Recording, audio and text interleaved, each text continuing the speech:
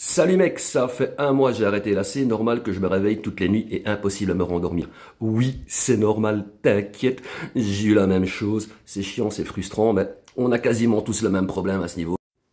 C'est vrai que, comme je l'ai dit, c'est chiant, c'est frustrant de se réveiller la nuit, d'aller faire son petit trilili par exemple, de se rallonger et de rester comme ça à contempler la beauté du blanc de son plafond.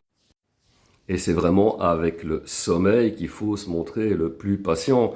Parce que, voilà, ça met du temps à se réguler. Ceci dit, il existe des solutions homéopathiques. Tu peux par exemple prendre de la mélatonine en gouttes, ou alors tu as des médicaments qui ne provoquent pas trop de dépendance, qui sont assez légers, type trazodone. Là, avec ce médoc, l'effet sédatif, il est direct.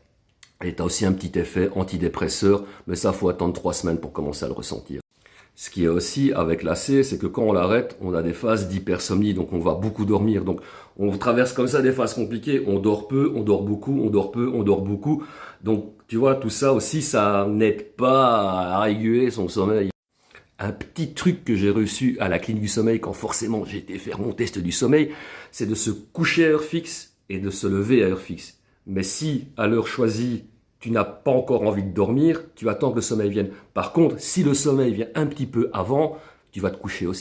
Et peu importe que tu aies dormi 4, 5, 6, 7, 8 heures, tu te lèves à l'heure choisie, tu te lèves à heure fixe. Déjà rien que ça, en faisant ce petit truc, ça va te permettre de réguler ton sommeil. Et si jamais tu as l'opportunité de faire une sieste, jamais plus de 45 minutes. Sinon, après, on tombe dans, je crois que c'est le sommeil paradoxal. Donc, on s'endort profondément et quand on se réveille, on ne sait plus comment on s'appelle et on a une tête comme as.